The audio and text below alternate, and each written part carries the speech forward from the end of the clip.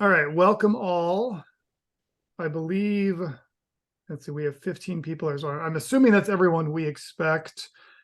It's very early in the morning for Nikolai, and the rest of you, I suppose it's evening.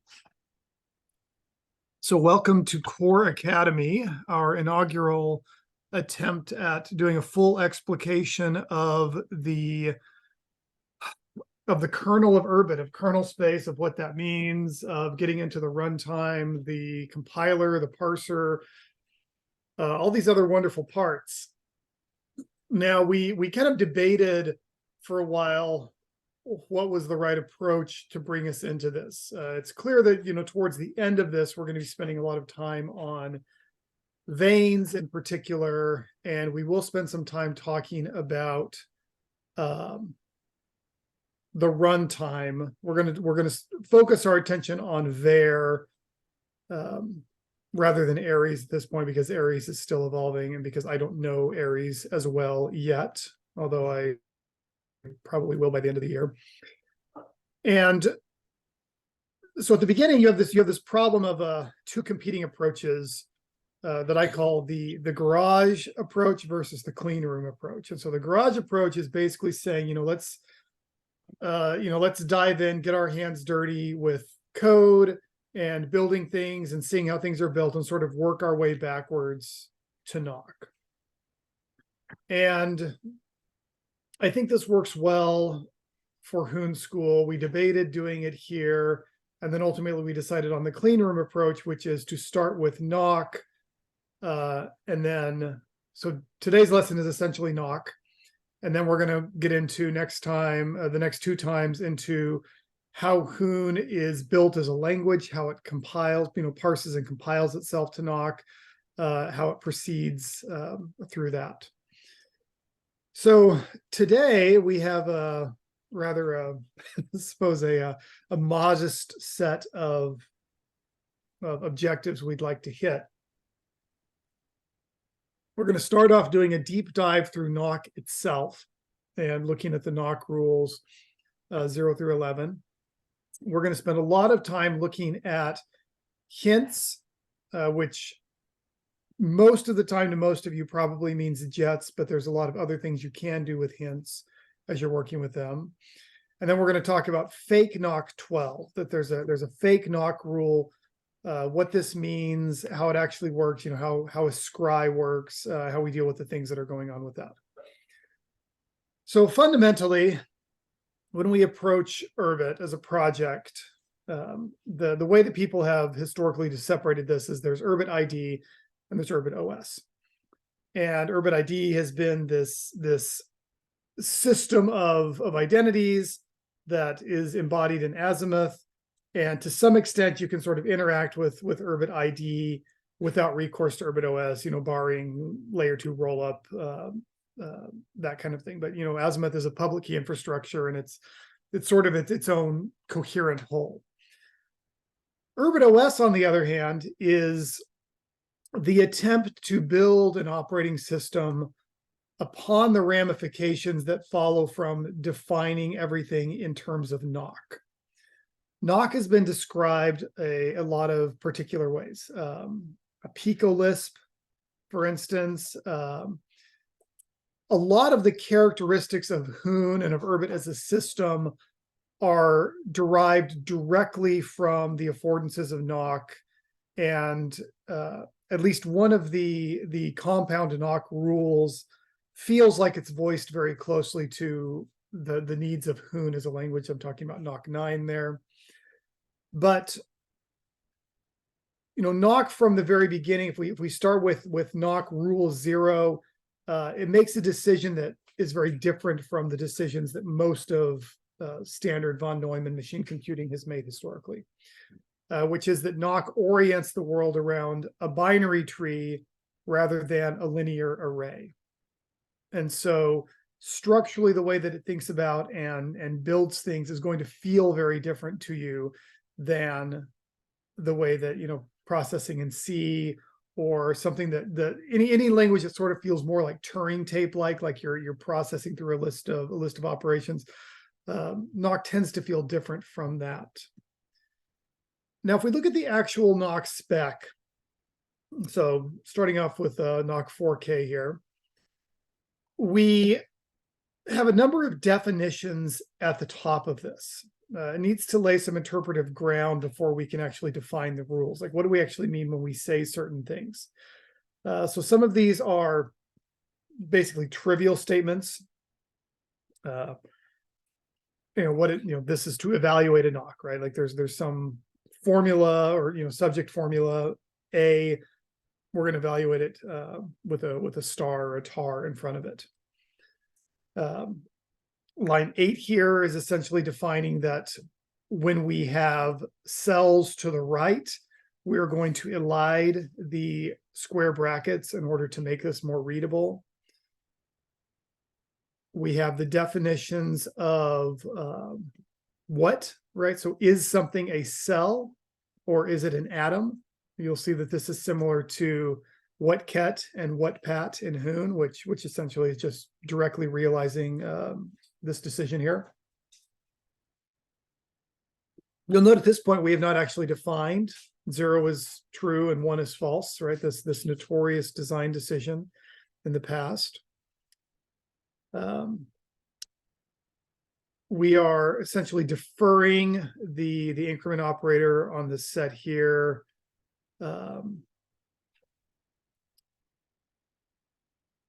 Ted mentioned there's a dot what in Hoon, which compiles directly to an Nock3. Yeah, I actually have a table later on we'll take a look at that gives you all of the Hoon, the places where Hoon has a direct equivalent to Nock, where it's basically a macro over the Nock, and you can see those laid out. And I think it's a good way to think about a lot of the simpler rules, because you're more familiar with, have more facility with Hoon typically at this point.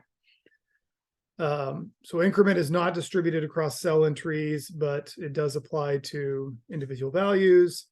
Here we actually reach our equality statement, that 0 is true. If we're comparing two values and these two values are the same, which in Nock essentially means, structural equality, right? Like are these two nouns, whatever they are they actually the same, right? Do they have the same structure to them? This has kind of been a favorite of certain critics of the Urbit project, that 0 is true and 1 is false. And I believe Curtis himself expressed some regret later on that about that design decision and about reading right to left in wing resolution. Yeah, it's right. So Jack points out it's not a big deal, and it's actually quite common. If you look at Bash, if you look at every C program, int main return 0.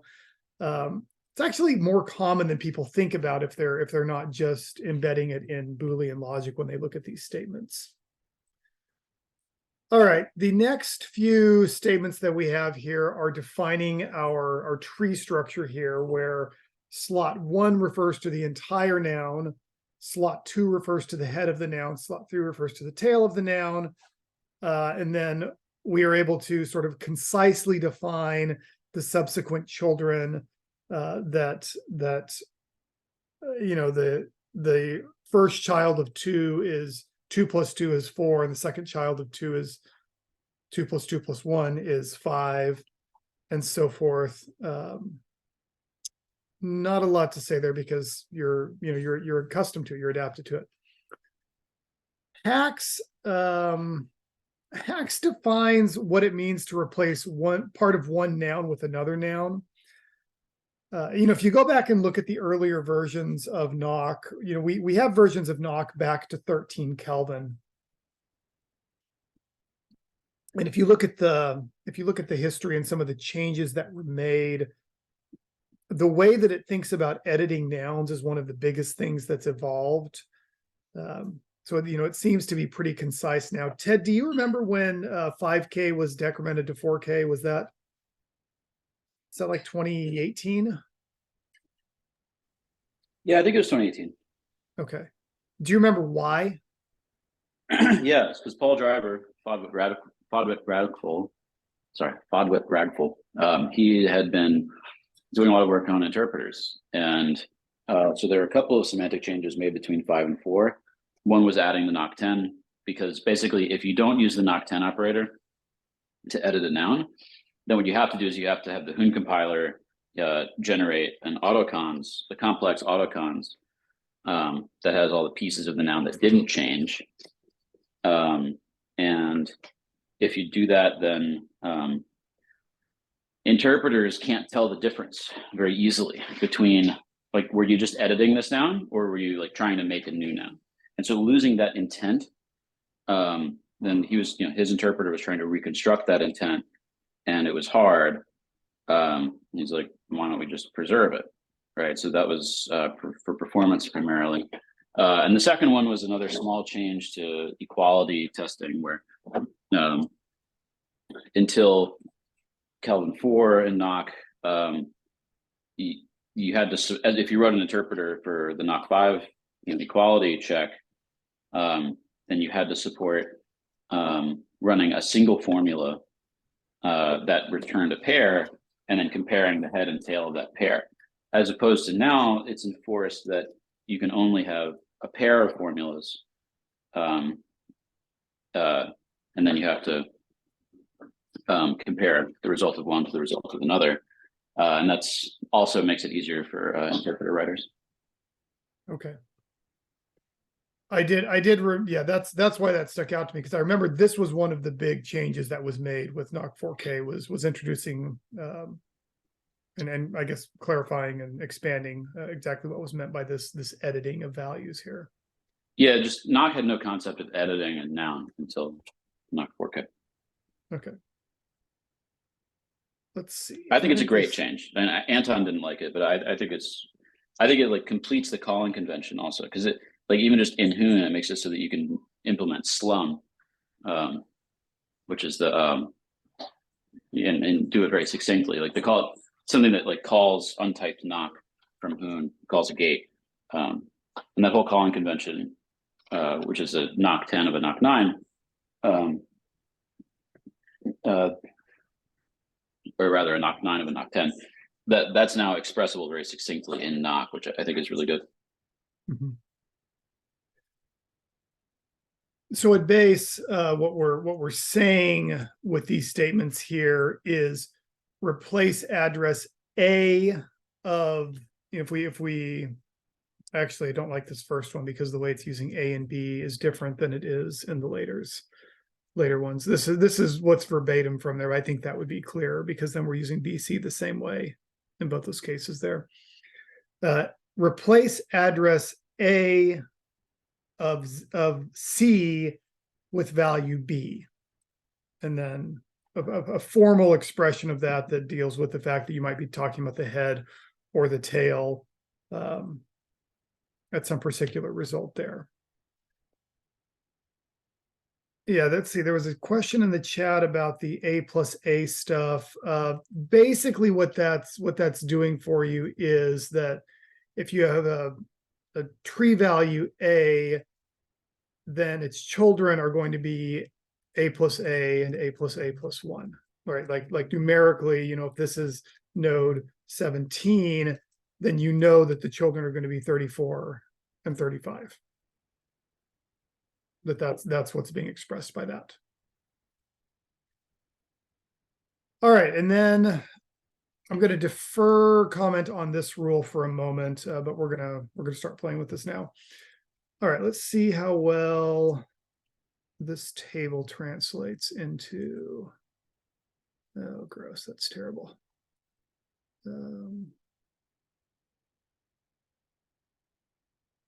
I'll label that a pattern. At least it all fits on the same line. I know I have too many. Tiller, shut up. All right. So we have Nock. Anyway, we can line these up. All right. So we're actually looking like what the Nock rules are here. Then we have some equivalents that we can lay out as well. One convention I'm going to adopt throughout core school is I'm going to refer to the new, anytime I'm writing about rules, I'm going to write about them with the rule number written out.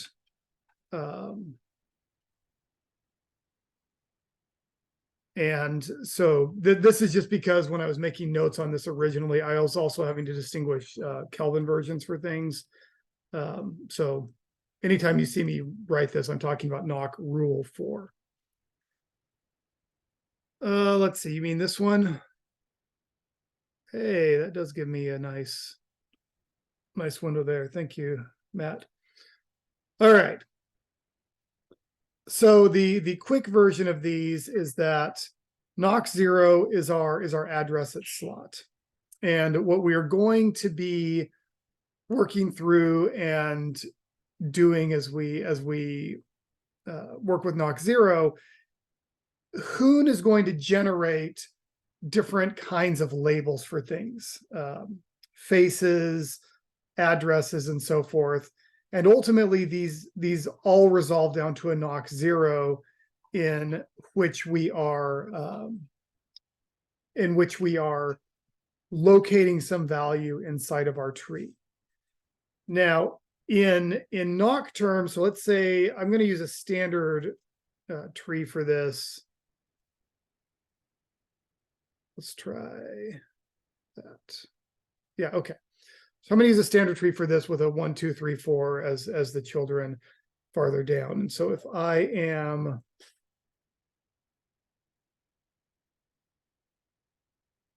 able to run that, then of course, what I'm saying anytime I run a .tar is my first argument is my subject, my second argument is the formula I am running against that subject.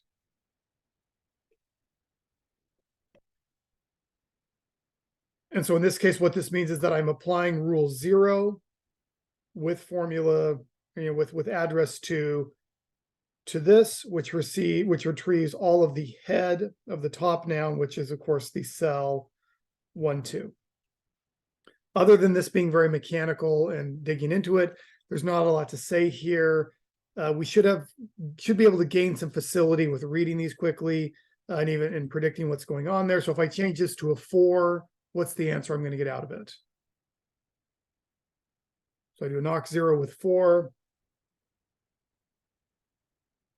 of the same subject. I get, these aren't rhetorical. You can come in as fast as you like. Yeah. So we'll get 1 out of that. Now, what happens is you'll notice that Hoon is defined as Nock is defined as a crash only language.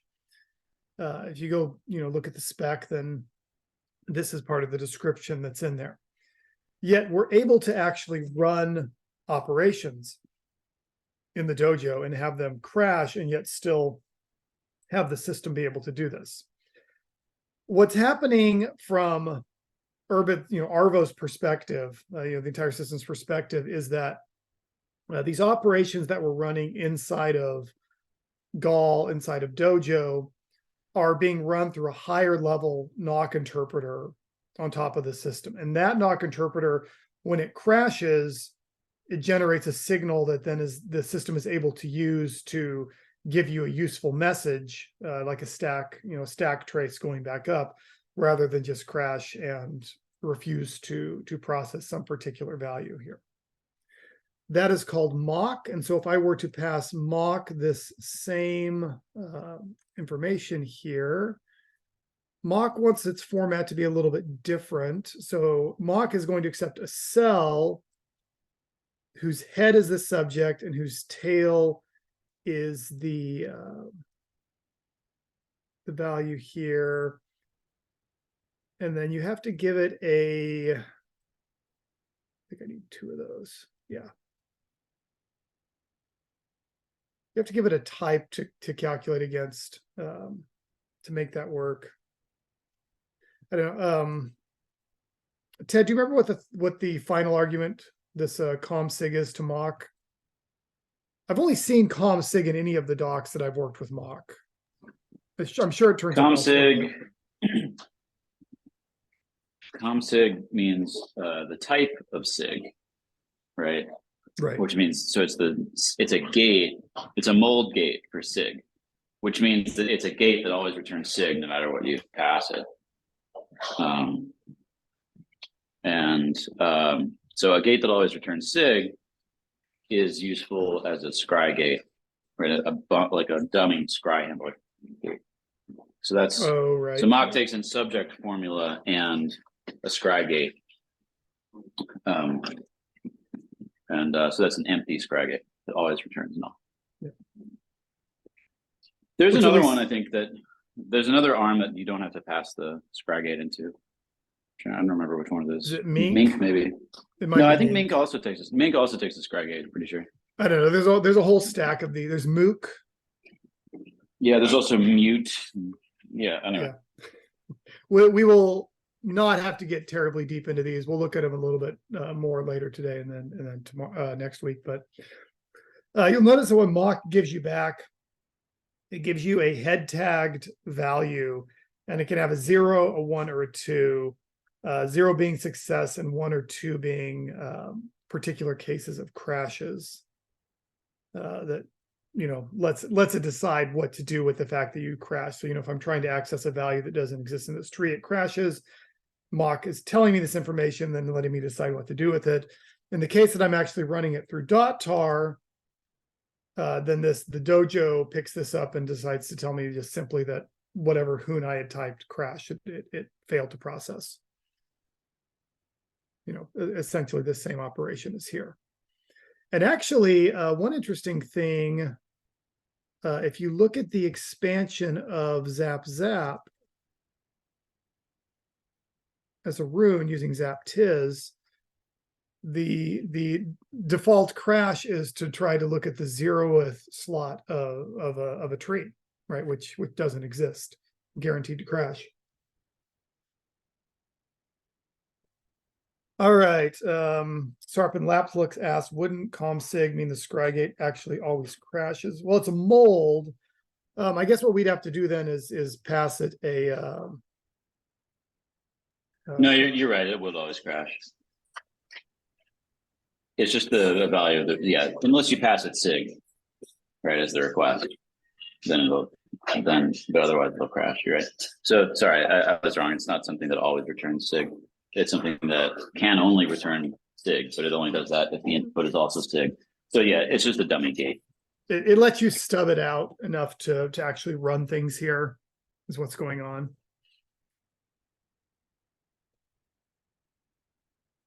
Yeah, so there you try ComSig. Let's try ComSig with SendSig and see if it likes that.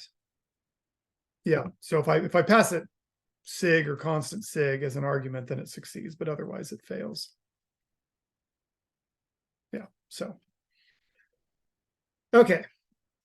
It's very common in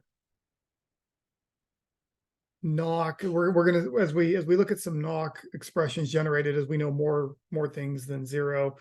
One of the things you'll notice is that you'll often see things generated with a 0.6 as one of the formulas that's being evaluated, right? So that's a sample lookup. Unless you're very offset from everything. Okay. Let's see if we're referring to, the ... if we're doing anything that's like a lark notation or a wing search pattern. In this case, the subject of add, I could do something like what collab. These are that one's more complicated because it's actually looking inside of the gate. Yeah, so all of these are generating Nock zeros. And this is actually, if you were following the Urbit versus Plunder debate of a few weeks ago, this highlights one of the perennial controversies around Urbit has been the binary tree nature, arguing that from a processor standpoint, arbitrary data lookup doesn't take advantage of cache behavior if we're doing this in trees. To some extent, subject knowledge analysis, which is one of the key design goals of the new Aries runtime, The way that Nock bytecode, which we haven't talked about yet, is actually built, gets evaluated, improves on this situation a lot than just running what you would consider a naive Nock interpreter would run into otherwise. All right, Nock 1. All right, so yeah, so wings tend to resolve to Nock 0. Nock 1 is our constant lookup, right? So what happens here is Nock needs a way to distinguish between a number that is right. So a number in a Nock noun can be a rule, right? So it can actually be which Nock rule am I referring to? It can be a slot address, or it can be a constant value, right? And this is actually the same thing you have if you look at a regular von Neumann CPU, right? You can have a command, you can have an address, or you can have a value. And so Nock 1 is how we're going to define our values here, and basically any data are going to turn into this. So let me zoom in a bit again, make that easier to see. So if I use zap tiz of 1000. This is going to resolve to 1000. It's just, you're always going to get a constant value back from this, no matter which subject it's resolved against. So if I dot tar my tree again, 3, 4, and then I do 1, ser 8, I'm always going to get 8 back. It doesn't matter what that subject is at all. All right, Nock 2. This is .tar. This is the one that we've been using here. Nock 2 is a way of thinking about looking up a stored sub-procedure. Basically, let me go back to the. Oh no, actually, I have the structure of it here. What we're going to do is we're going to modify the subject using the first formula. In this case, B. So we have subject A, formula B. We're going to modify that, produce a modified subject, and we're gonna run C against subject A, and then we're going to run the result of that against the AB, the modified AB subject, as its subject. So in this case, we're running basically formula AC against subject AB. It's useful, and if you start playing these games where you're trying to define things at the command line, like you're writing Nock by hand, you end up using Nock 2 a lot because it's basically the way that you look up a formula that you've constructed explicitly. You're fetching it from your context and employing it. In practice, you're actually not going to see it generated a whole lot by Nock code because Nock 9 is going to be preferred to that. But we're gonna run into this for that. Okay. So if we were going to build this one, let's do .tar. All right, so let's do a simple subject. There's 1, 2. Let me.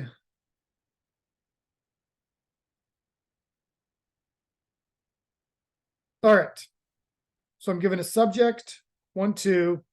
I'm giving it a formula that's a rule 2, and this rule 2 has a B in our terminology here of 0, 2. So a slot lookup of the head, and a tail that's going to be a constant of the slot lookup of what I get out of that.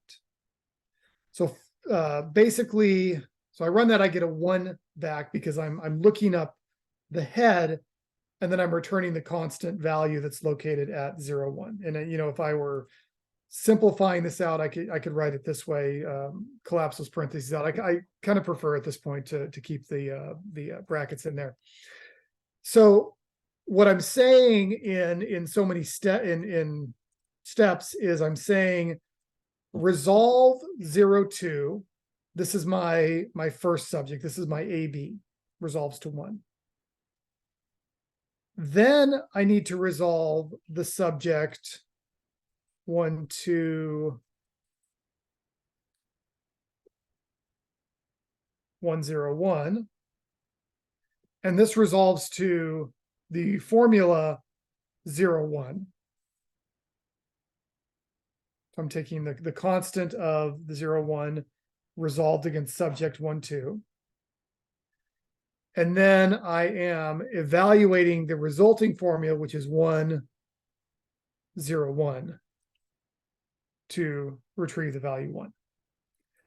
So it's like I've defined a sub procedure in my first formula, and then I'm accessing it for, or excuse me, in my second formula, and I'm accessing it for evaluation by modifying it this way.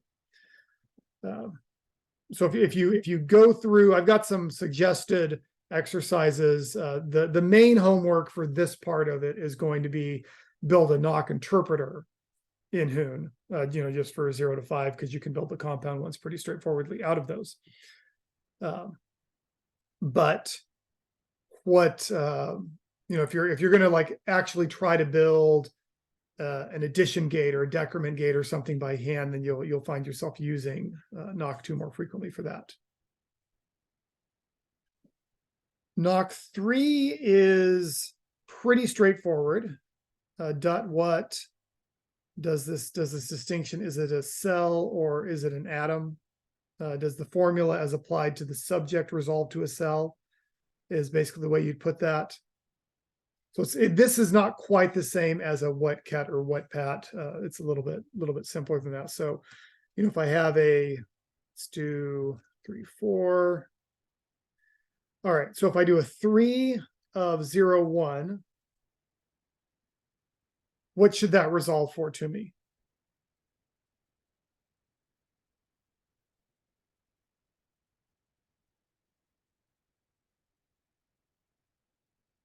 All right, why? Unmute and talk me through it, Mopful. Cell, right? You're pulling the 0 first element of your subject, which is the whole tree, and you're checking that if it's a cell, and the whole thing is a cell. Yep. So if I do it to 2, I'll get the same result. If I do it to 4, then I should get the atom. All right, so this is just a matter of sort of sequentially applying these.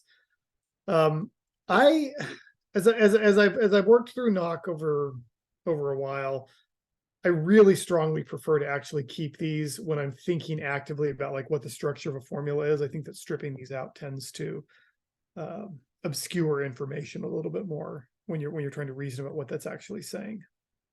There's actually an innovation that's done in Nock itself, or excuse me, in Hoon itself. We aren't going to use it here, where it marks the rules with constants like that, and I think that's very legible. But we'll see that next week.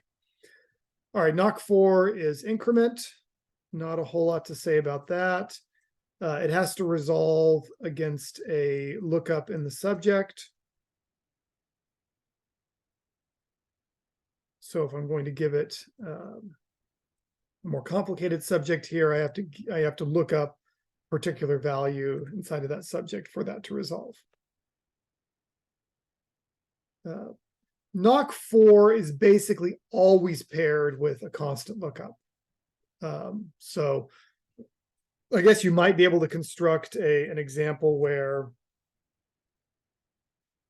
like, we're incrementing a value. Yeah, so that one's doing it against a constant lookup. But in basically all cases except doing it against a constant lookup, it's going to be resolved against an address lookup.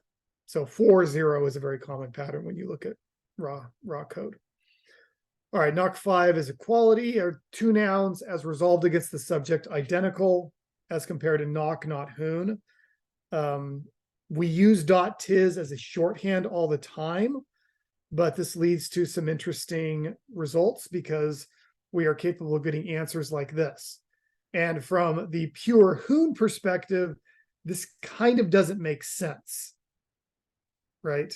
If you're thinking about what's actually going on with the Nock, it does make sense. So there's sort of two steps here. We could actually say, what is the Hoon that's constructed here, which we'll look at more next time. But you can see the value of the left-hand side is 0, even though it has a type of P attached to it. The value of the right-hand side is 0. It has a type of UD attached to it. So, but it is resolving through dot tis in any case, which only cares about the q in each of these cases. Yeah, I don't know that there's a whole lot to say about Nock 5 because it just basically does these checks here. Let's see, question here. How come dot tar 12101 treats 01 as a literal to run Nock 1 on, but dot tar 1234 of 304 treats 04 as a formula to first evaluate and then run through on its result. So what's happening here, let's see, so dot tar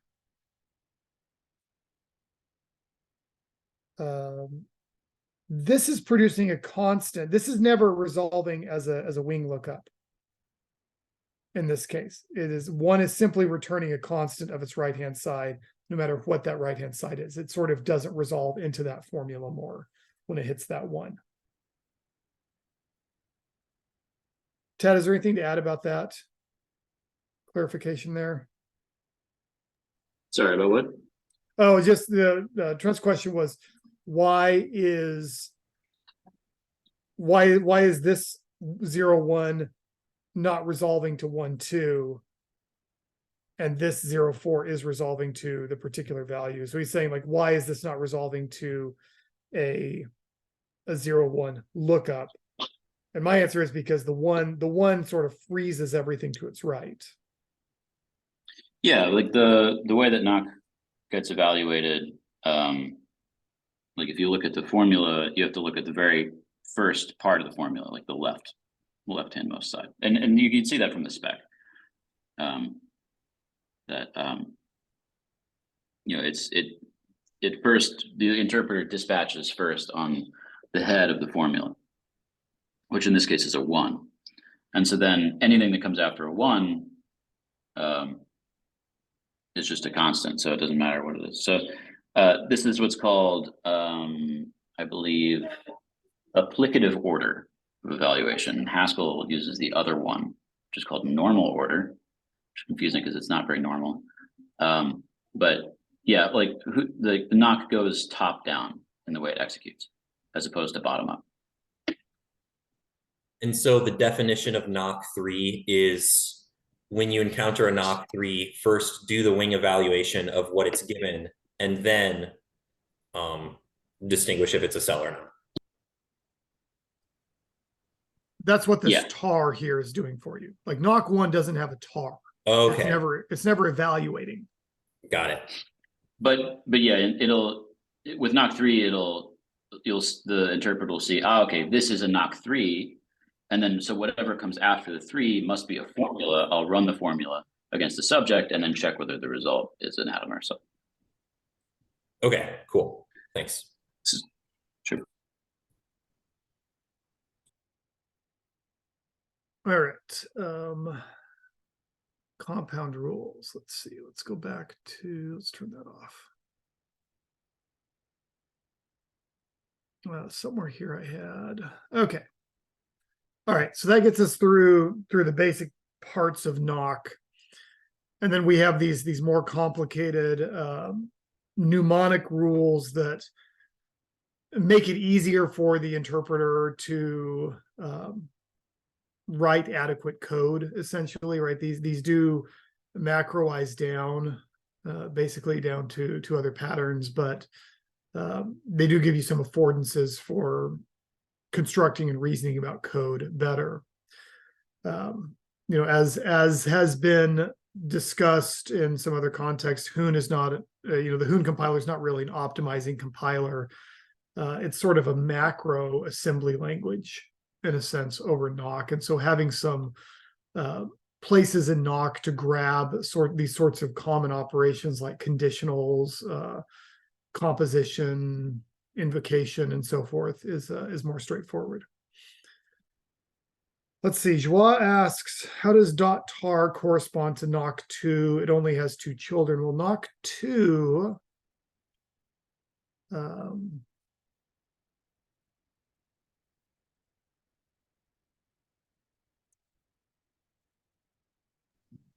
Nock 2 also only has two children. There's the subject, and then 2, and then the first formula and the second formula.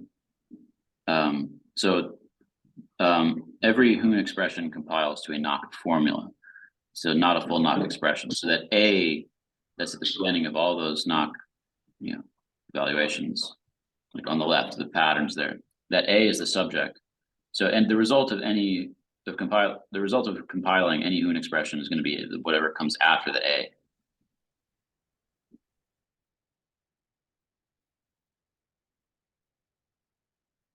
Well, I think she's referring to the fact that we are giving .tar a subject and a formula. And then how do these correspond to A, B, and C in the expression? Because we're actually giving it, we're not giving it a subject and a formula. We're giving it two formulas. Which when okay, run, so this is because the first we're one doing becomes a subject and the second one becomes the formula. But they're both actually not formulas, right? Like, if you can look at this in the, try zaptaring a dot tar, right? And you'll see that it produces a Nock 2 that has, the first sub expression as the first sub formula, or it has the result of compiling the first sub Hoon as the first sub formula, and the result of compiling the second sub Hoon as the second sub formula. Like .tar compiles directly to a Nock 2. Yeah, so there's our constant 1, and then the constant is produced by the increment lookup. So that's where you get that .2 there.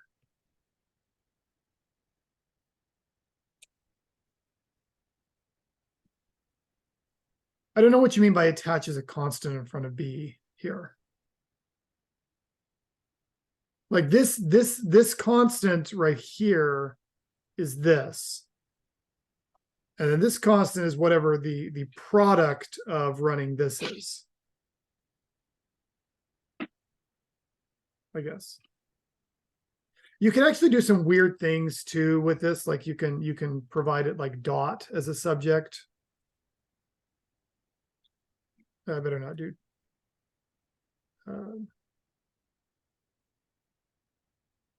Well, okay, maybe That might be large, but blew yeah, things up.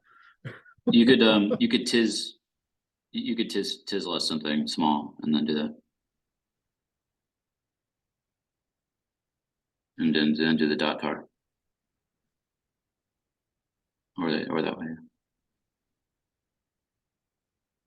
Yeah, so that gives me the extended subject there. Yeah, the pretty Right. printer has some interesting.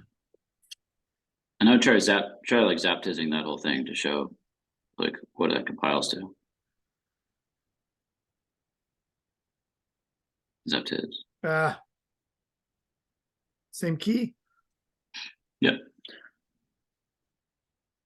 That's a really nice one, actually. That turned out to be a good example, right? You got the 102 at the end, right? So that's the result of compiling the Hoon expression 02. Because if you take a Hoon constant expression, right, and then compile that to a Nock formula, it has to be a Nock 1 because it has to be a formula that returns the constant. Because every Hoon expression compiles to a Nock formula, right? And then the first, and then you see at the very beginning, there's the 2, right? It's a Nock 2 opcode that corresponds to the dot tar rune. Then the first expression is a tizless followed by a dot, right? So we're tizlessing the constant 5. So tizless is a straight up Nock 8. So you see the 8 there. A is a constant 5, so that's 1, 5, right? Because that's the expression that you run to get the value of A. And then 01 is identity, right? Look up the whole subject. So it says, after you prepend 5 in the head of the subject, return the whole subject. So that formula there gets run against the current subject. That 8 blah, blah, blah, blah gets run against the current subject to form the new subject. The 102 gets run against the subject to form the new formula. And then the formula is run against the subject. So you have 02 that gets run against, the pair of 5 and whatever the subject was before. And that's why it comes out as 5, because we're just grabbing the head of the new subject. Okay. Yeah, there's some interesting games you can play with wrapping these inside of each other too. Sort of round tripping these expressions. Although actually that one's getting mad at me because I don't have a subject for it here. Maybe that'll work. Yeah. Yeah, Matt's right. Working this out on paper is pretty helpful to draw these. And actually there's some old videos from like 2017 or 2018 of people talking through like how does Nock work, thinking through Nock and so forth. And you can also, I think I have some links in here that are people have tried to do the exercise of how do I derive Nock 6 from the primitive rules and playing those sorts of code golfy kind of games there. Now let me go ahead and look at the other rules. So we mentioned Nock 8, but we haven't quite gotten there yet. But Nock 8 will be, I think, fairly familiar. All right, so Nock 6 is kind of a mess. The concept of it's straightforward to understand, which is that it's an if-else conditional. So it's saying if formula B resolved against subject A evaluates true, 0, then the result of C resolved against A is produced. Otherwise, the result of D against A is produced. Otherwise, crash. There's actually a third case. So this is a three-way if-else. And that's the reason that this is actually more complicated than you would expect sort of naively if you were just doing an if-else. And this actually, I was curious if this was a later innovation or not, but this has actually been in Nock since like 2013 or so as a case here. And I'll address what the third case is in a moment here. So let's give it, actually, let's just write this out longwise and take a look at it. All right, so if we're gonna sort of process this, let's start at the innermost statement here. All right. Yeah.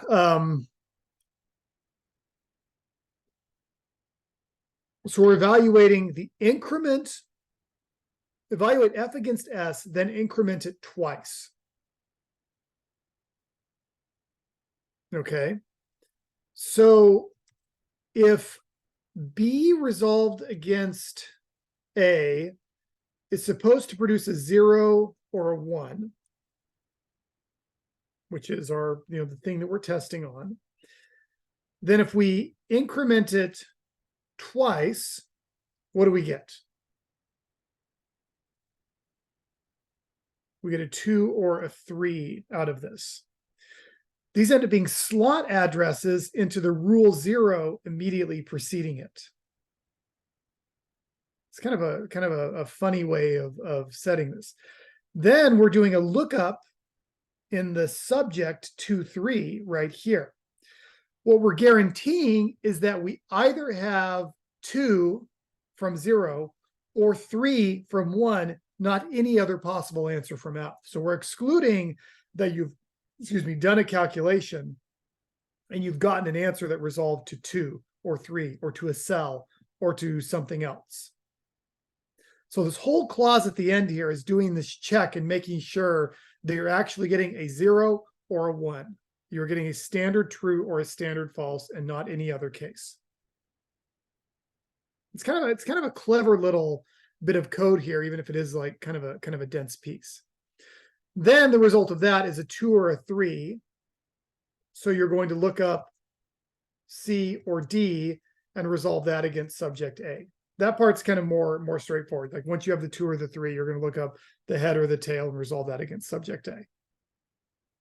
And that's how you actually arrive at what call, basically, in Nock terms here.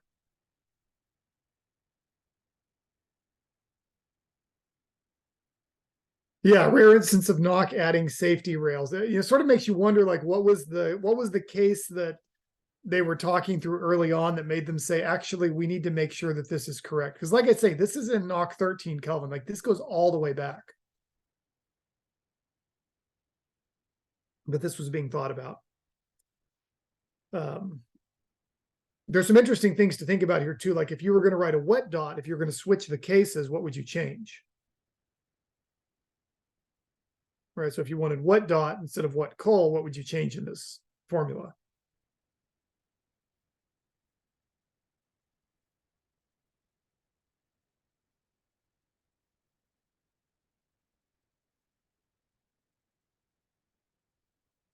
Yeah, the easiest one is to swap C and D. I guess you could also swap 2 and 3. I'd have to think through if that logic actually works here, but basically you're going to swap the ones that actually get evaluated here. You can also play some other games like, okay, what would a what sig look like, for instance? These kinds of things. Okay. Nock 7 is composition. This is our what gar, and our what gal is our reverse composition, right? So it describes the evaluation of one formula against the subject, then using the result of that as the subject of the next formula. All right, so you're going to resolve F against S. You're going to resolve B against A. And then that is going to be used as the subject for C. So if I am doing some sort of composition of two values now,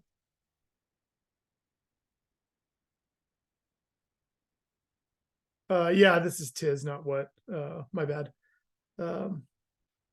That's easy enough to fix in the notes here, though. Okay. Yeah, so what happens here is we get a 7 of 1, 1, 2, 0, 2. So what we've done here is we've composed the cell 1, 2 as the subject, which is produced as a constant, and then we've asked for the head of wherever we are. So we can immediately refer to the value 1 in this case.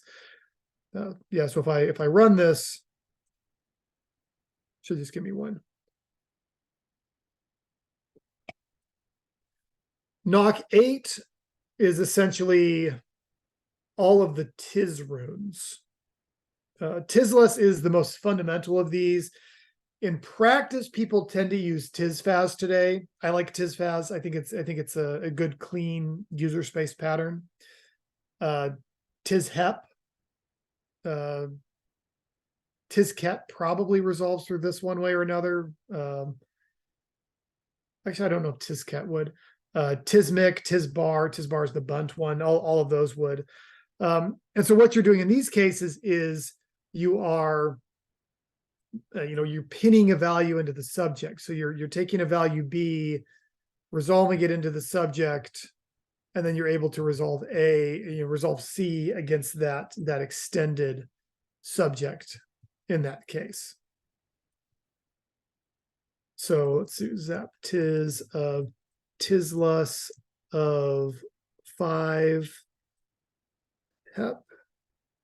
Yeah, so just like the example that we looked up there.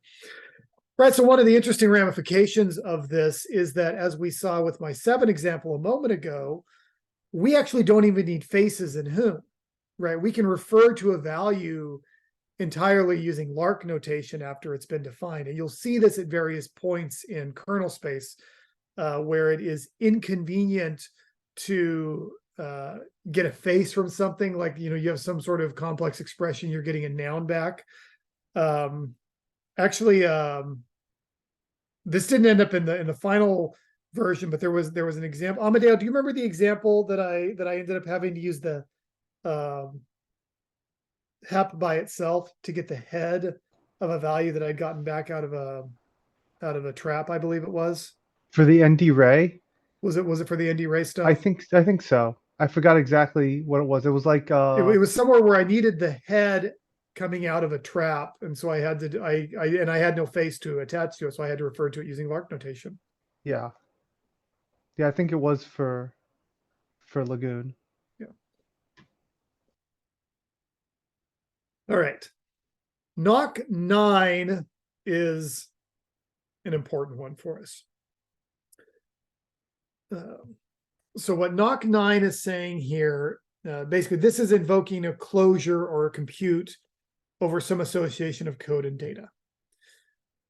So we're going to use this throughout Urbit when we invoke things.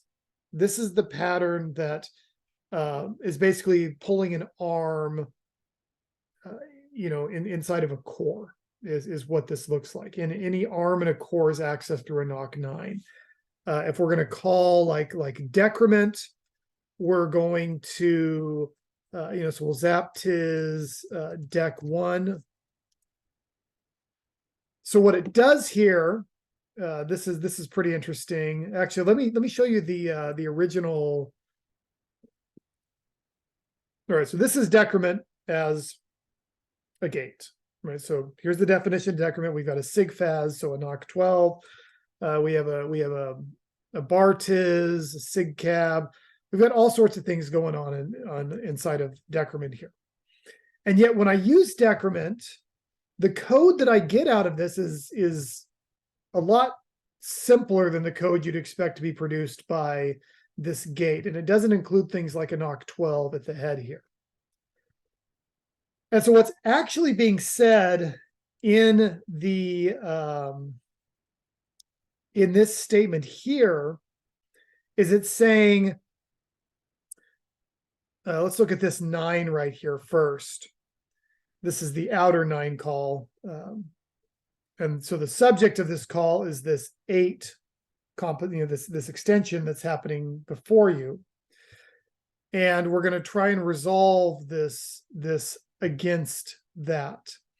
So the subject is extended using Nock 8 by retrieving the axis at constant, or well, at 2047 is an address, right? So it's retrieving that address within the current subject.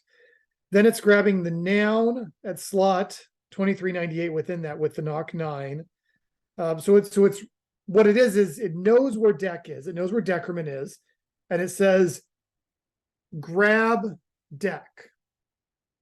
All right, so it's retrieving dec. We actually don't know what the contents of this is, right? We haven't resolved this to the compiled Nock that would be produced from running this, right? We have this statement here.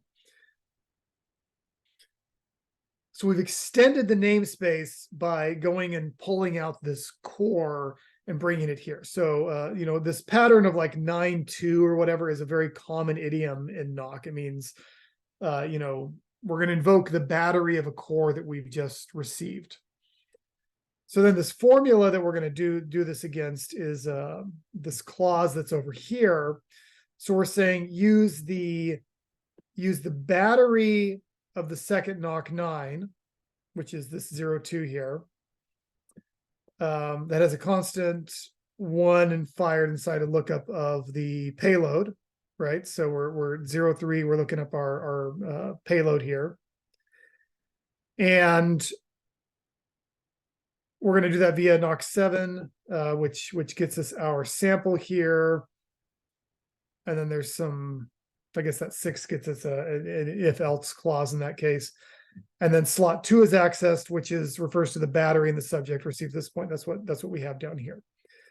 So this is like kind of this weird statement compared to what we have here, because it's an invocation. It's saying, go grab this Nock.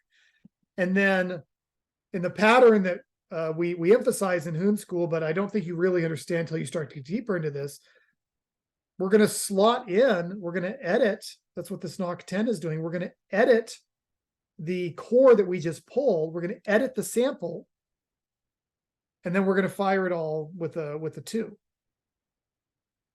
Right? So we're going to look up this value in our subject. We're going to edit the sample. We're going to replace the sample in, and then we're going to fire the thing. and we're actually going to run it. This is what happens when we're actually running something in Hoon code. So if I were to actually go look at the battery of deck, which is going to be the Hoon of deck, it looks really different. I should be able to tie this to particular things. So there's a Nock 11, which is the sigfaz here. There's this raw value here, which if I were to interpret it as a term would be deck. And then there's, a bunch of other pieces here. Actually, this 8 right here. This is the decrement underflow statement is a long line there, sort of disproportionately large because it's a tape.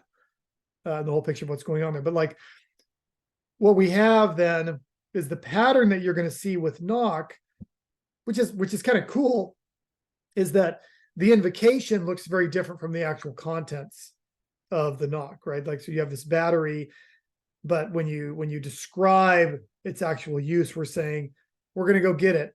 We're going to extend our subject with it. We're going to edit it. And then we're going to actually fire that edited core. Now that we made the change to the battery and the payload. So Nock 9 is a piece that feels very congruent with Hoon. Almost more than any other part of Hoon. Like when I look at the way that Hoon cores work, and I look at Nock 9, like they're just hand in glove with each other here. Matt asks, what is the ARM to produce a Hoon AST? And the correct answer to that is wait until next time when we do this. But you can do a version of it with Ream, which will give it text and do this. We're actually going to get in next time into like what's going on, how's that parsed and processed.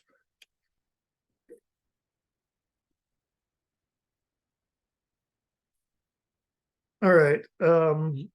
Christian says, when teaching people Nock, I frequently show with that same Zaptiz example you use, that difference between the not actually used but simple gate call 921061 sample 01 or grab arm then gate call 79 axis arm 0 axis core, so forth, versus the more complicated 89.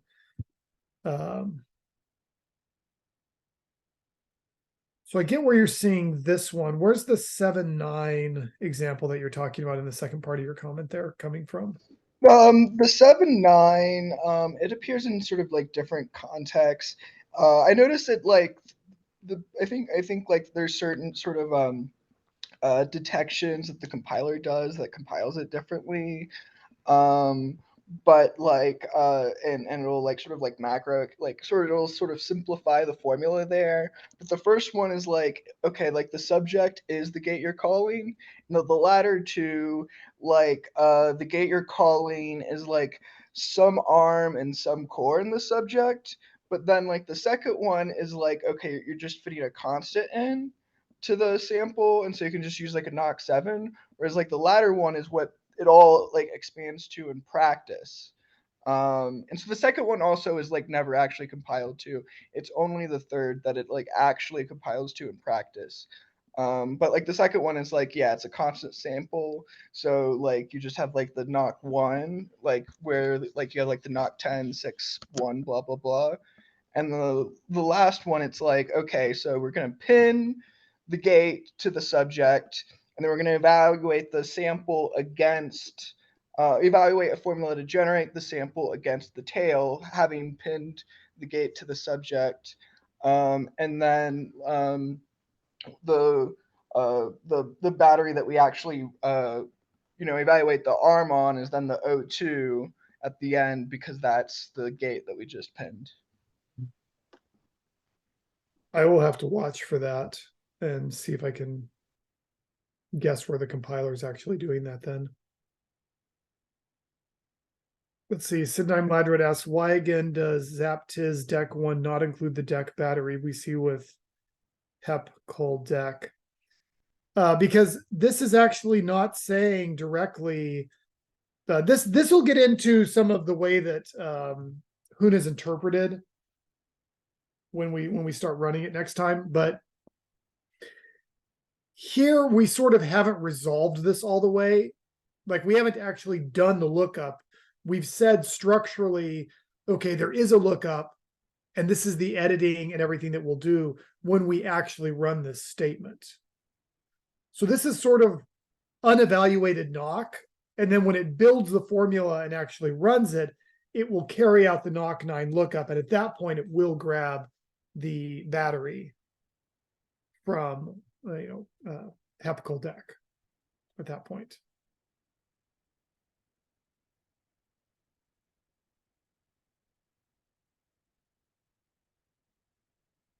Let's see. And then Matt says deck 1.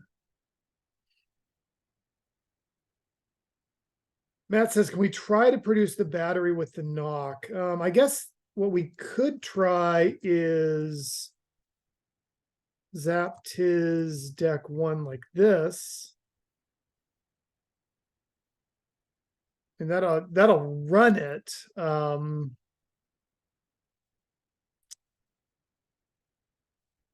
guess this wouldn't really do exactly what we want.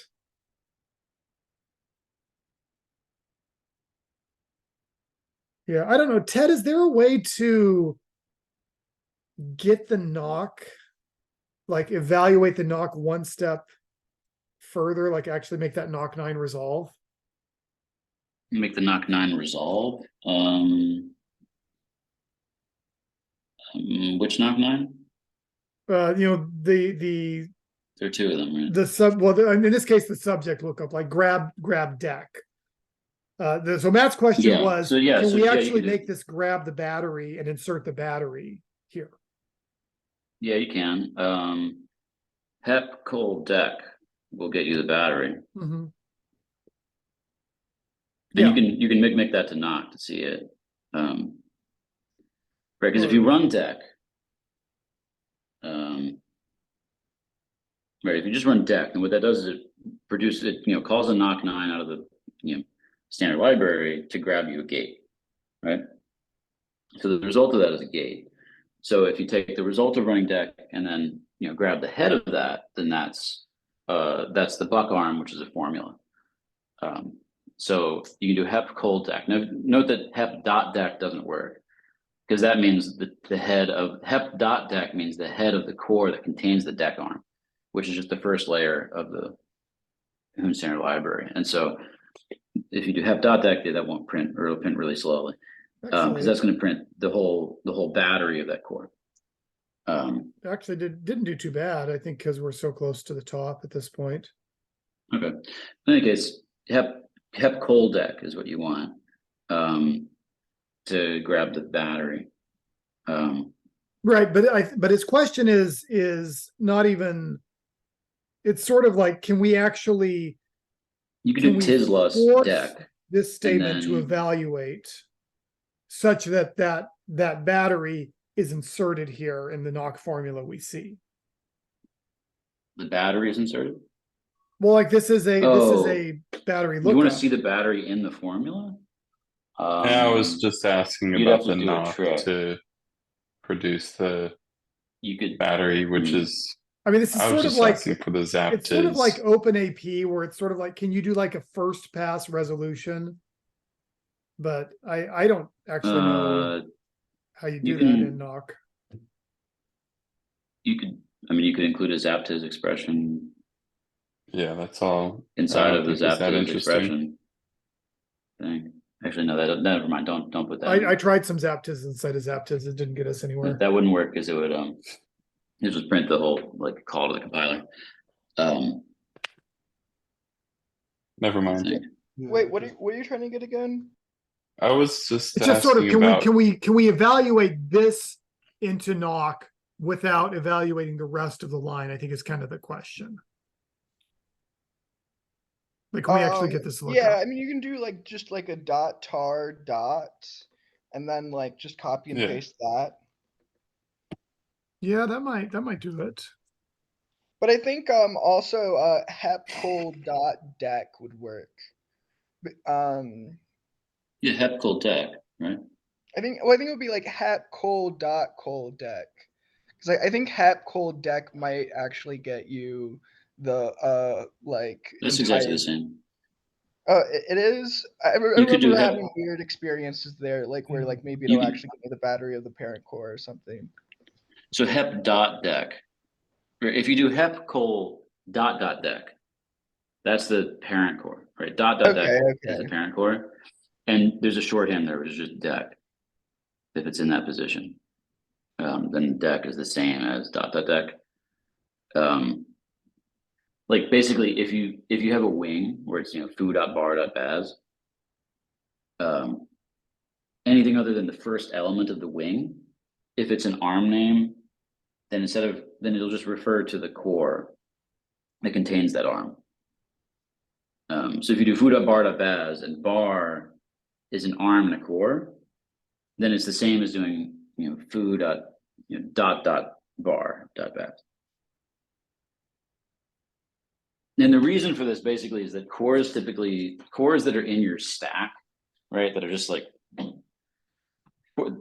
cores typically don't have names, right? Only the arms within them have names.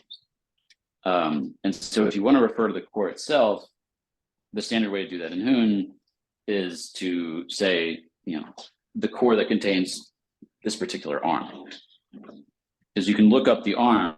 The arms are all in the variable lookup namespace. You can look them up just like anything, right? But yeah.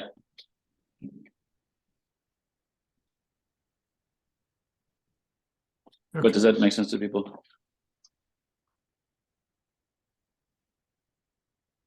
Yep. Yeah. Okie doke. And then Nock 10 has replaced an address, sent is essentially. I guess Tizcat might, or excuse me, Tizdot might resolve through this one way or another too.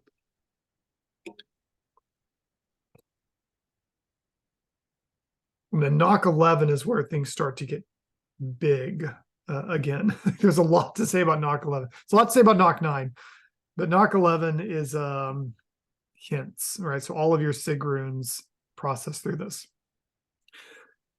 All right, so your fundamental idea of a hint is that you want to be able to provide some sort of arbitrary annotation for a computation without changing the result of the computation.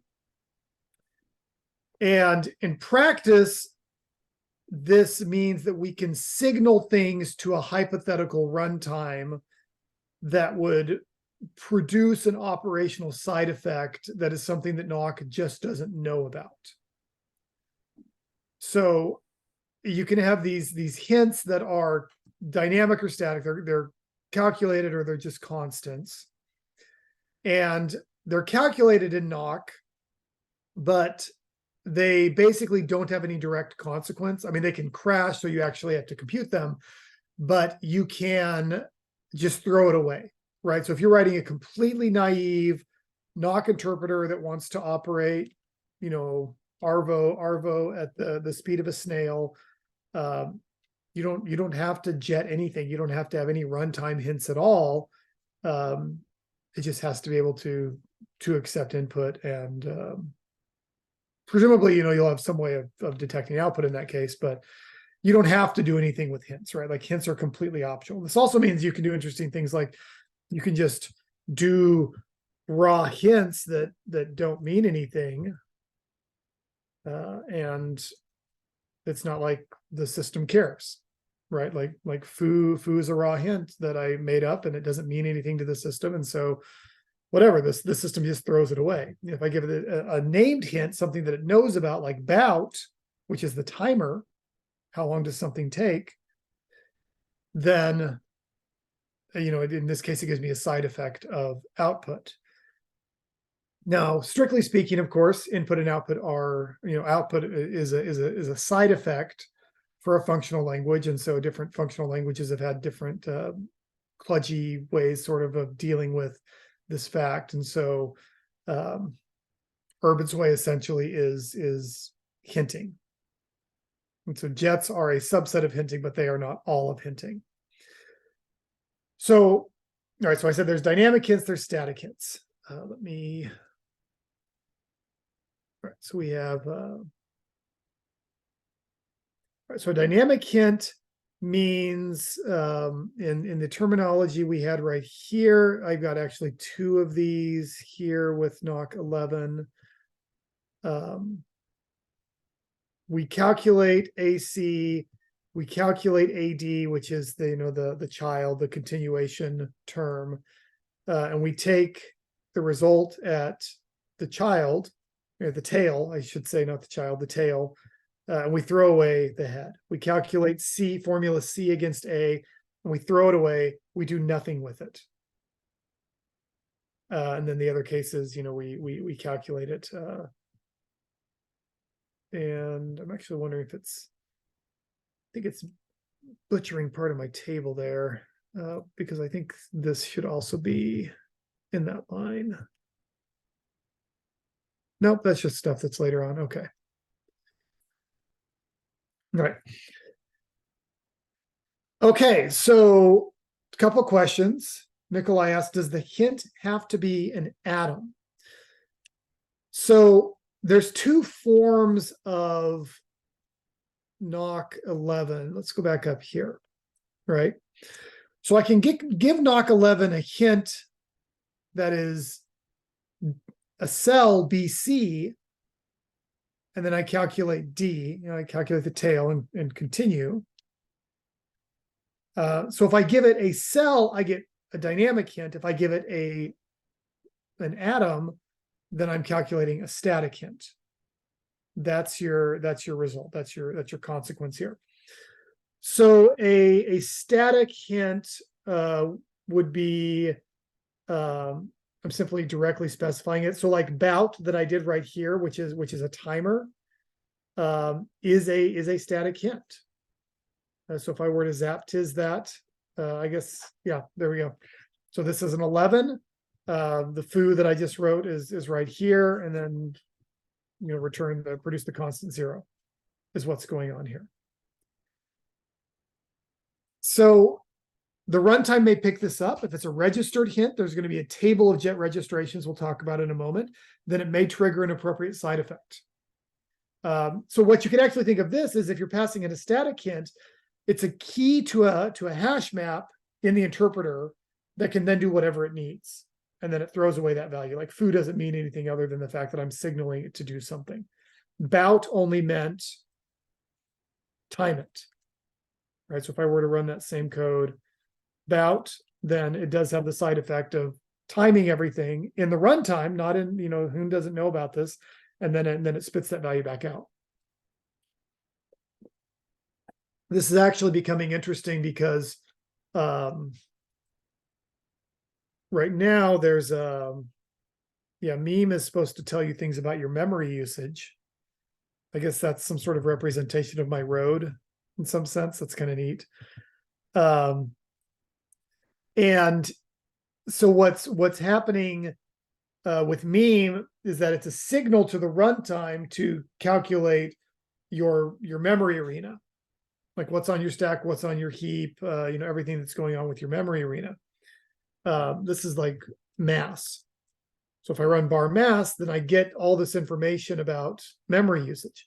All of that's taking place in the runtime, and Hoon actually never knows this information. And so there's a bounty that's I'm not sure if someone actively has it right now. There was someone who was working on it, who was interested in it. Maybe it was Rackfer. Osrag? Someone had it. To figure out how do you pass this information back in as a noun so you can actually do something with it inside of Urbit, right? Like make a decision on the, based on how much memory you're using, that sort of thing. All right. Yeah, what's going on with the Nock caching project, Matt? You want to say something about that? Yeah, so I'm literally forgetting which rune this is. What's the caching rune again? Siglas. Oh, yeah. Siglas is technically a dynamic hint, which means that it passes a cell. Like if you do a ream on a Siglas 42, you could see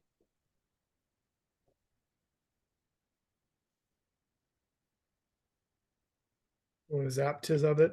Uh, I think you want P to is zaptiz. 0 or something like we. Okay, so there's memo. Yeah, Yeah, this the is 1869. this is That's memo, and then it's 10 right there. yeah, like right now Oh wait, this is is that an right. This app? is just That's a constant cell null. there. Yeah, because it's a constant null right now. Yeah. Yeah, which makes sense with where you're going with this. So is BC versus B like a cell versus atom? That's the clue, right? So it's called the clue. I don't know Okay. that I've heard it called a clue. I wouldn't be surprised if I'm pretty sure it it's a is. runtime thing. Okay, I've always just called them hints, like hint tags. But sure, Anyways, this is probably deep core dev with runtime this lore. thing, with SIGLUS, we were always, it expands to a memo hint, SIGGAR send memo, but we were always passing it 0, which meant it was effectively a static hint, Mhm. but then actually there's room to pass a cell, like a path or something else.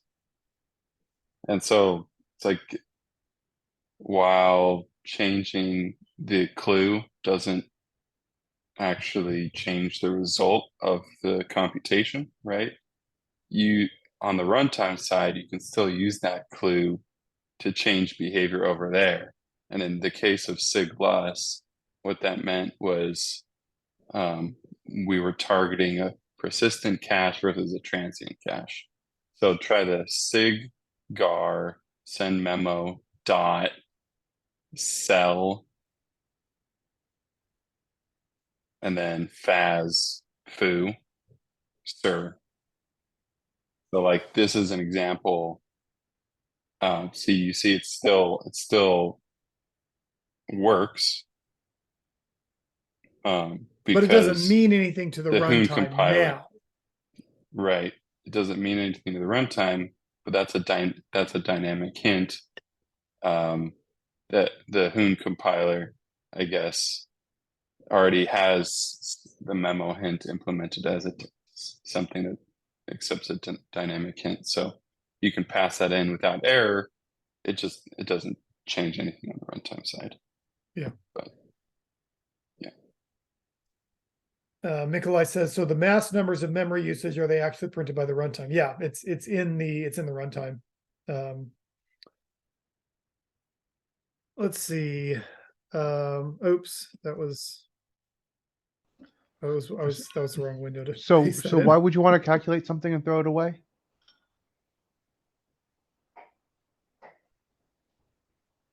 Because Is you can change the runtime behavior even though it doesn't change the actual computation. yeah, so Use it for an extra. this actually works really well. Because we actually do this a lot, right? So what happens when you sigpam something? Right? You can sigpam, you can calculate a value and then hand it back out. Right? But you don't, I mean, and that value can crash, but that value doesn't have an effect on the rest of the program other than the fact that it might be invalid, it might crash. So that's like a very common prosaic result, right? So let's actually let's zaptiz a sigpam.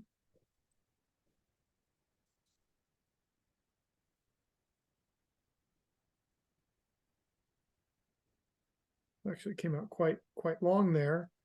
So that's my hint, my 11, and then my hint, and then the rest of this is calculated inside of that cell. Let's see, pat t. So that's a slog. So a sigpam is actually, I've been using SIGGAR, which is send you like a direct raw hint. And so I can siggar this indirectly. I think I actually want to do it like this. And then yeah, so this has the same result as sigpam. Right. And so and this might be a calculated value, right? Like I might be doing a tape interpolation of some value. Well, okay, maybe I wrote that wrong or something, but or maybe I'm being too formal there. But anyway, you can do these things and get them to work. I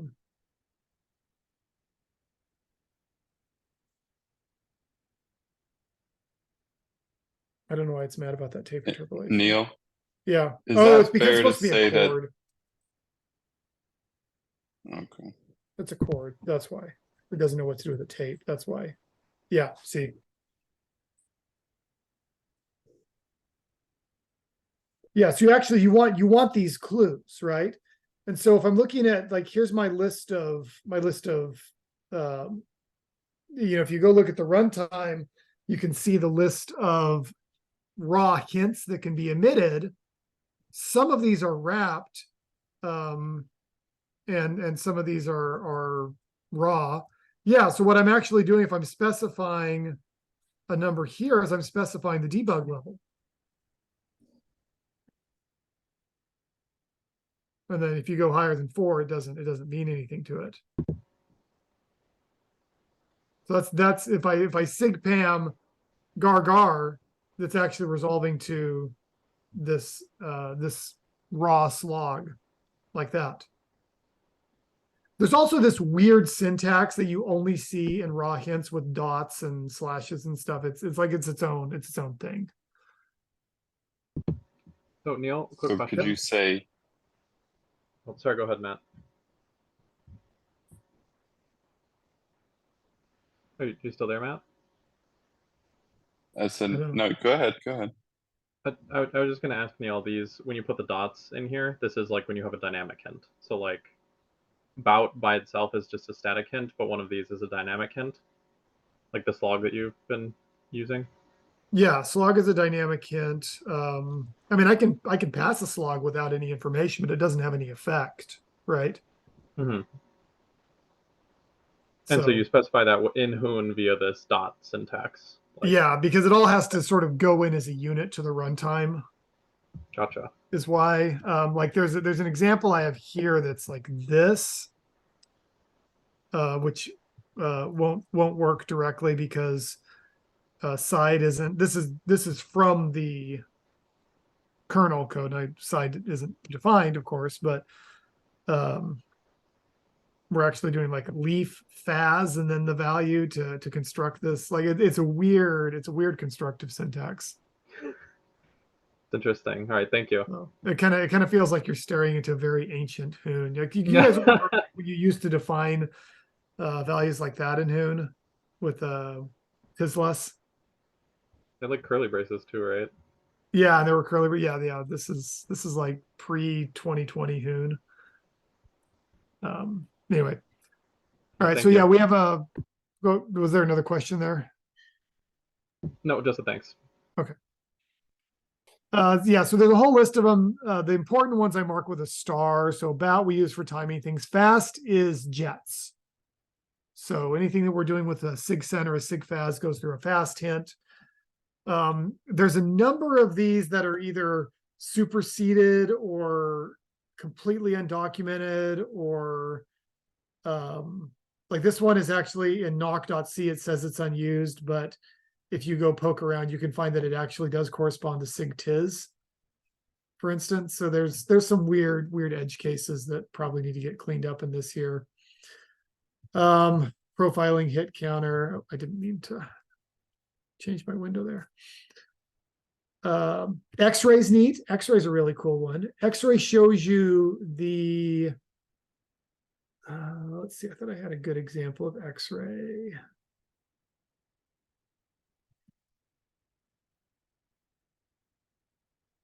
Yeah, there we go. Let me siggar X-ray. So what is that?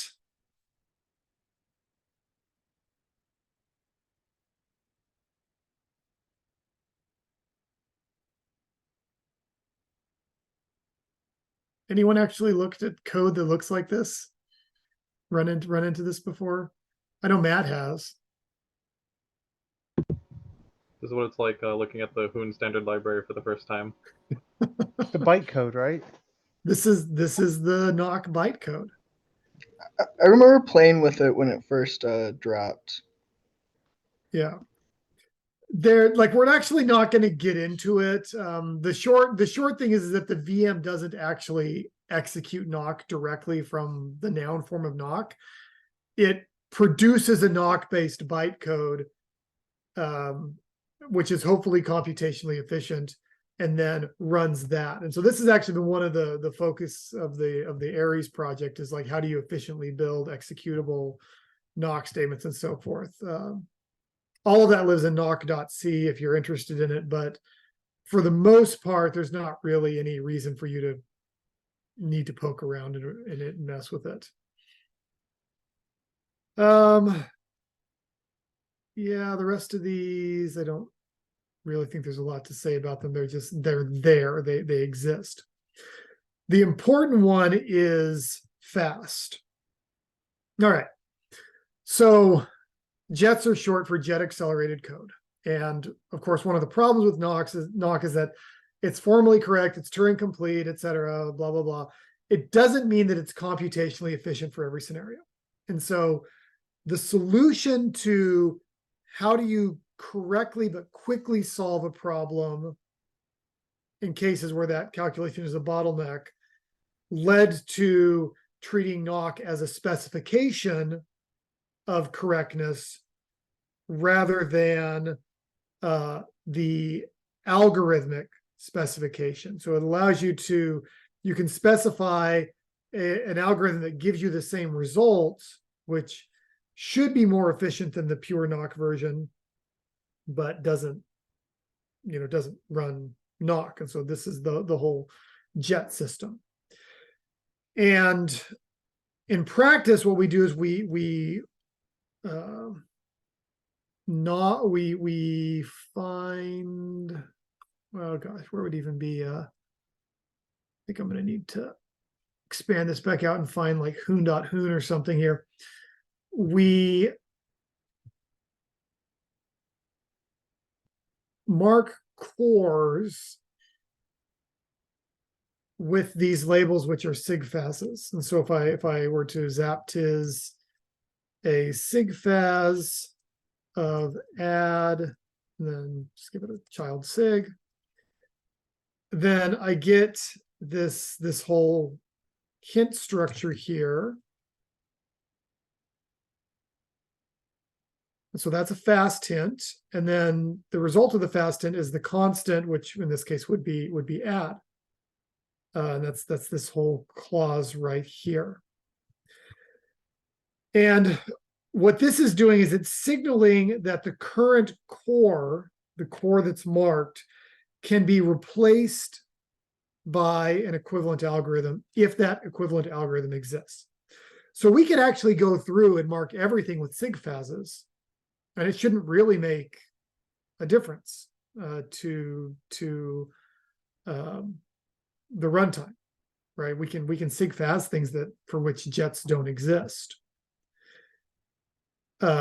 This is handled in practice by a tool called the JET dashboard, which is one of the stateful parts of the runtime that keeps track of both the JETs that were run in the history of the event log and the JETs that are currently available in your runtime. So I have an appendix in the notes that I'll give you that sort of walks through what are the different JET dashboard states. There's cold state and warm state and hot state, and they're kind of these mappings. But in practice, hot state means the table of JETs that are registered in the runtime that you are currently operating.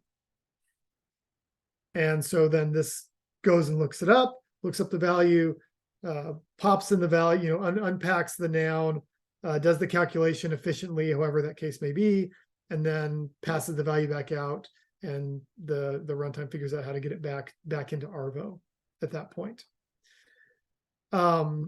There's a system for hashing and checking jets before they're compiled that's currently turned off in var. There's an option that you can use to cause it to run both the Nock and the jet and check for mismatches, which you can turn on, but is normally not turned on in a particular case.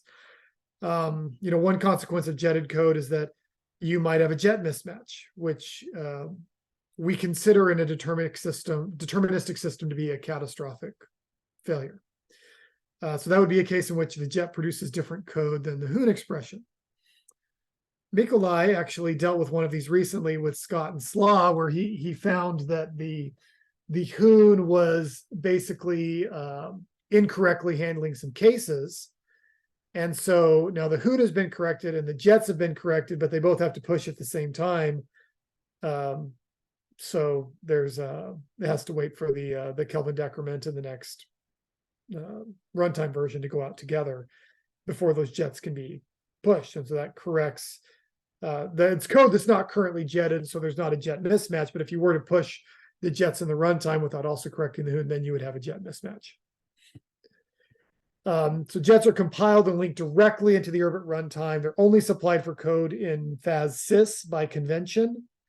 You can actually jet any core. You could jet lib, for instance, but right now the kernel hygiene practice is to keep things all inside of that. There is a video from Dev Week where Ted and I write a jet live for one of these Macs. We jet this in a video in a live session. And then there's a tutorial that I'm going to point you at, which is writing jets that actually walks you through where are the jets registered in tree.c, how do you write the actual jet file and so forth. And it'd be good to walk through that as well.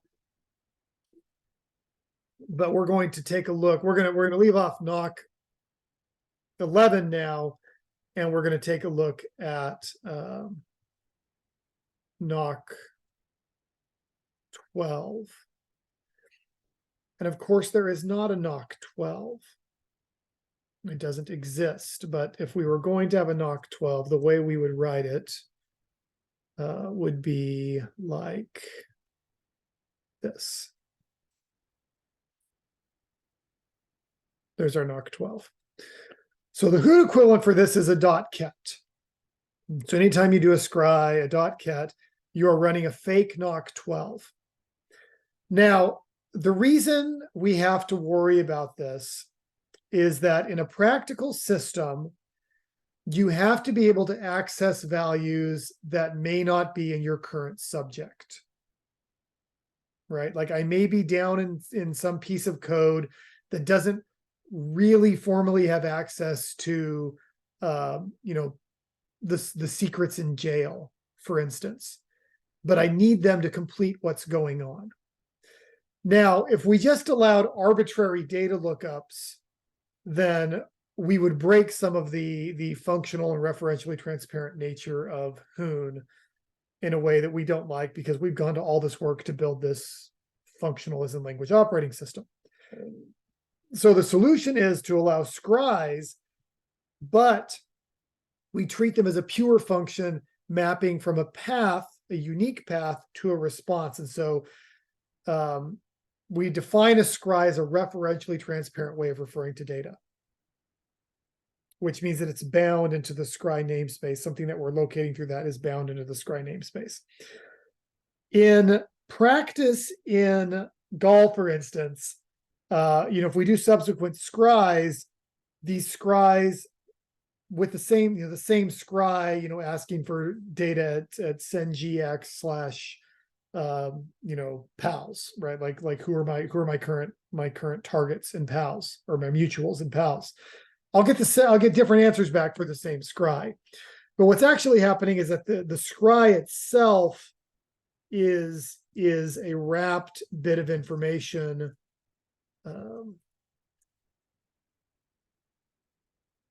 Well, I didn't think that was a weird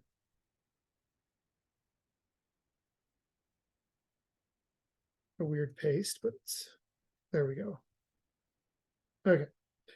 And it's also including information like your timestamp that Gall is wrapping for you, your life and your rift number, your key number and everything. Gall is wrapping that information for you. And so you actually don't need to see it to do the kinds of things that you're doing in Gall, but that timestamp keeps you honest for the values as they're bound into the scry namespace. So a full scry path is your ship ID, your breach number, your key revision number, the vein that you're currently in, the care that you're making the request type on, a revision number, and this is the thing that increments every time, a desk, and then, everything past vein is vein specific. So if I'm in clay, then it'll be a desk and a file path and a mark. If I'm in Gall, then it'll be an agent and then a path within that agent. If I'm in jail or Bane, then I don't have a request type. So there's a lot of pieces that resolve separately there. So in user space, we're kind of working with a stripped down version of the full scry namespace that gets, and the rest of it gets supplied by Arvo when we need to use it. Now we call this a fake Nock 12. And so what actually happens is that when we run things inside of user space, well, anytime we run Nock, we are running Nock on a Nock interpreter. And in the kernel, when we run Nock, we're basically running Nock on the runtime interpreter. And if something crashes, like things have gone wrong and you have a problem. In user space, we're actually using a metacircular Nock interpreter, which is Mock, M-O-C-K. It's the one that we were looking at somewhat earlier. And this is like a virtualized Nock. It can still run efficiently because it's Nock running within itself. But it does implement Nock 12 as well. And so I'm able to do scries for this that would produce results for me otherwise. So for instance, if I were to .ket, let me grab this as a pat T. I think that should work. Send CX, and I give it a path like, gen cat hoon. Oh, good. It worked, because if scries crash, they tend to mess up the dojo. All right, so I'm getting my actual value back here as a chord. If I were to get the Nock for that, then this would give me a Nock 12. And so if I were to try to run this as raw Nock, this would not work in a pure Nock interpreter, but it will work for anything that's running in user space. And so if I'm actually running this with .tar, this is actually something I had to ask Ted about, because I was kind of confused about where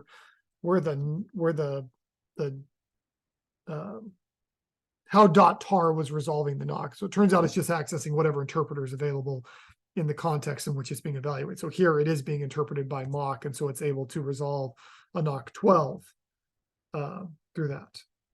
So I could, mic this back to a pat T after I've run the Nock that has the Nock 12, and I end up back at that original value there. Yeah, .tar boils down to a Nock 2, but then the question is, when you actually run the Nock 2, how are you running it? And the answer is you're running it in whatever interpreter, Nock interpreter is basically available where you are at in that case. Which also, Mock, again, as we pointed out at the beginning, the nice thing about Mock is Mock can handle crashes without just breaking things, right? Like it won't crash for you. So I should be able to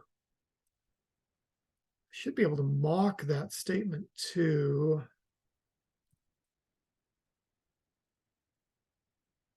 Let me get the right number of parens here.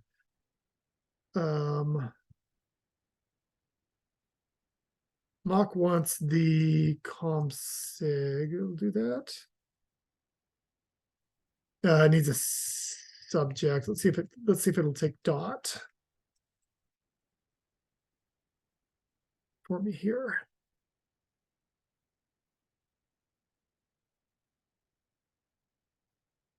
And then it didn't like something about that scry here.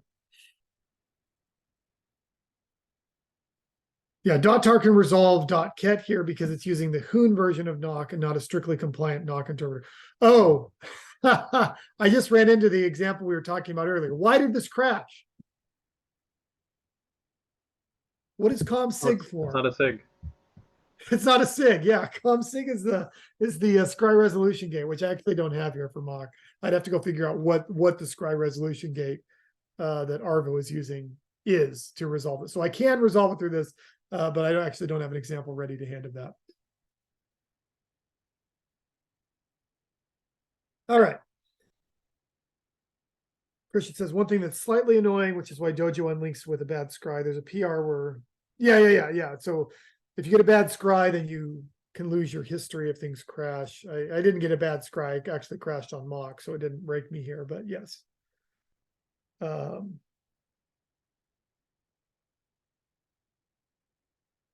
think Midden has a fix, but I don't think it's been merged yet. Let's find Joa's question. Okay. Does that mean that user space not getting interpreted by Mink runs slower than not getting interpreted by Ver? I don't think that's the case. Ted, can you comment on that? Sorry, comment on what? Does mock mean that user space Nock getting interpreted by Mink runs slower than Nock getting interpreted by Ver? No, it goes the same speed because it is interpreted by Ver, right? So logically it's interpreted by this other Nock interpreter. So there should be 2 layers of translation there, but Mink is jetted, and it's jetted with the actual Nock interpreter. So all that the Nock interpreter does is it makes a new heap and stack inside it, like a new road, which you don't have to know that yet, I guess, but it basically just sort of it returns control to the interpreter, so the interpreter just goes full speed and it understands how deep it is in that like virtualization stack. It's a very cool feature of Urbit. The virtualization goes full speed. I think we still So ref count on inner roads, but maybe we wouldn't have to. They're potentially optimizations. So which layer is Nock 12 actually implemented? That's just in. Well, this is what virtual- this gate that's passed in is handling. Is the gate is handling how do Nock 12s get resolved, and then that value gets inserted directly back in as the referentially it's reference transparent, so that value gets inserted directly in where that Nock 12 was. So when the Nock evaluates, the 12 is replaced with the value that comes from the bound scry namespace. Which is in a fast hash table in Ver. No, we're not talking about fast anymore. No, sorry. I don't mean send fast. So the 12 opcode is just part of the Hoon compiler, basically. Well, it is a Nock Because then it gets boiled down to a Nock 11. So what is the actual hint? I guess it's not a hint, right? Because this is resolved by mock. Right. This isn't a hint.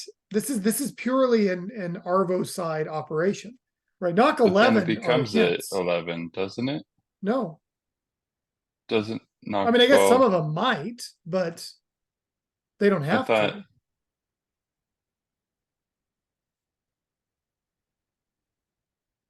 I wonder if there's a way to.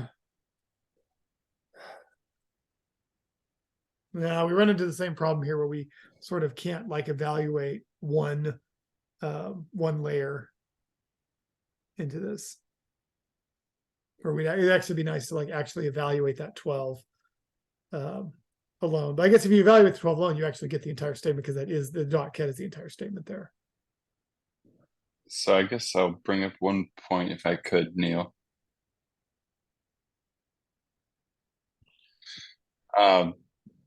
Nock 12 means that all the other Nock computations just rely on a subject and a formula to compute.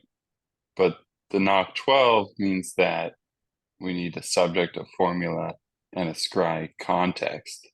And so Yeah.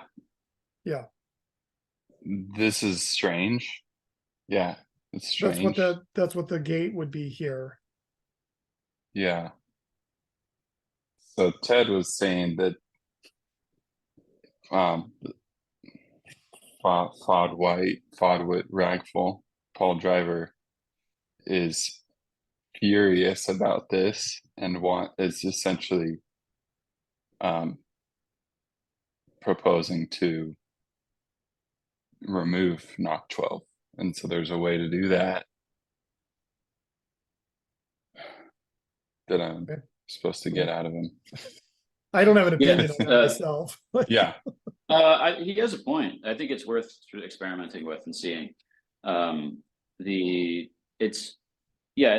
way to remove it is pretty simple. It's just remove that piece of functionality, right? Like remove the Nock 12 opcode and probably remove the .ket room. And yeah, I mean, what's nice about it is that it means that every Nock computation is guaranteed to be purely functional, right? Whereas right now, virtual Nock is not guaranteed to be purely functional. Depends on how it's run. It depends on what the scry handler is. If it gets run with one scry handler and then later gets run with a different scry handler, you could get two different results from the same subject and formula, which is not how Nock is supposed to work. And so the kernel can guarantee that when it runs user space, but it can't prevent user space code from setting its own scry handlers and virtualizing again. So it's kind of a thorny issue, and it makes a bunch of stuff, including Matt's work on the SIGLUS, persistent SIGLUS caching, more difficult to implement because you have to somehow either know or prove that the scry handler is referential transparent, which is non-trivial. And so from the perspective of writing an interpreter, a lot of things become easier if you don't have this extra scry handler that you're kind of dragging around that you either hope is referentially transparent, or that you require some proof about to make it referentially transparent. So and then if we did get rid of Nock 12, then probably what we would do is we would change the application model so that instead of just returning a list of effects in a new agent, you could return either that or a pair of a scry request and a callback. So the scry request would be a path, and the callback is just some gate that will take in the results of running that scry. Right, it'll take the value that's at that path, it'll take that in as its input and continue running. Right, so the idea is that the agent would basically yield, and this is called a delimited continuation for people who care about that. But basically, you would pull it out of the Nock layer, and it would just be something that's purely, an Arvo operating system feature. So I think it's worth trying that to see just how much it simplifies things. And if it simplifies them enough, then yeah, we should probably remove it. Well, the nice thing is it's not part of Nock, so you actually don't even have to change Nock. That's right. I think Curtis partially did it just to kind of play around with the idea of, hey, you can have virtual Nock, right? You can do other things with it. So right, virtual Nock is already a little different because it can return, because the runner for it can catch an error synchronously, right? It can catch a zap. Can catch all errors, but it can catch deterministic errors. So, that's there's already a difference there. And it's like, oh, well, what else can you do? So you can have access to the namespace so that you have, just this kind of all these sort of a priori values sitting there in the namespace immutably. And there is something very nice and elegant about that. But the actual implementation of how that works, it's not clear that it's worth it. So yeah, worth experimenting.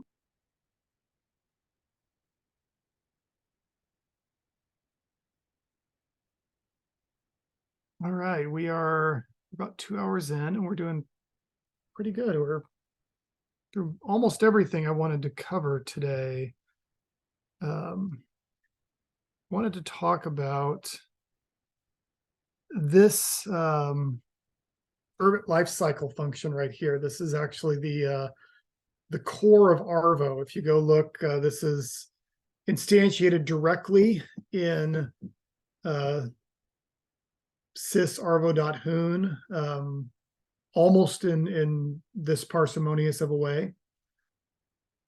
But this is the life cycle, like the replay function here, that we're looking up the tail, we're looking up the head, and we're executing this. Like this is what's playing each event forward at the heart of it. I think, yeah, I can pull up Arvo and find it directly. Should be, I guess, the Arvo version. Yeah, so somewhere in Eon here. Yeah, it looks like this structures it using a 9 partway through, but this is essentially our actual life cycle lookup at any given point. So it's kind of neat that Arvo is simple enough that it's just a single line of Nock, and everything else is a lot of scaffolding that's accreted around it to make this viable. But what you're actually running in the end is a pure lifecycle function. That is the I think for many people was one of the primary appeals of getting interested and involved in Urbit in the first place. So there's some raw Nock that we're running with a .tar. Yeah, there you go. One line OS right there, 743. I don't know what epic is, but oh, it's the log. So there you go. This is your event processing. I guess this might be the boot. Yeah, that's the boot. That's first boot. So there's some different versions of this down in here because you have to build it at different times. We will talk more about how you actually start a functional operating system from scratch in like lesson 4 or 5 when we actually get around to the boot sequence for Arvo. And that's a wrap. That's Nock, jets, hints, fake Nock, scries, and the whys and wherefores of all of that. There's some appendix material on Nock bytecode, the jet dashboard, and the memory allocator that I'll include as well when I share with you. We are going to have some homework for these. Some of the homework are things that I've done before. Some of them are not. So some of this homework I may be doing with you. I will share the link with you now, but I will also post it with the full notes in the group. But basically, write your own interpreter, your own Nock interpreter in Hoon. Follow the tutorial or the video or whatever to like write your own jet. You can jet something that already exists, just so you can see like what the. I guess I'll fix the perms for that. You can jet something you know already exists if you want it to well, this says that it's accepting responses. Let's see.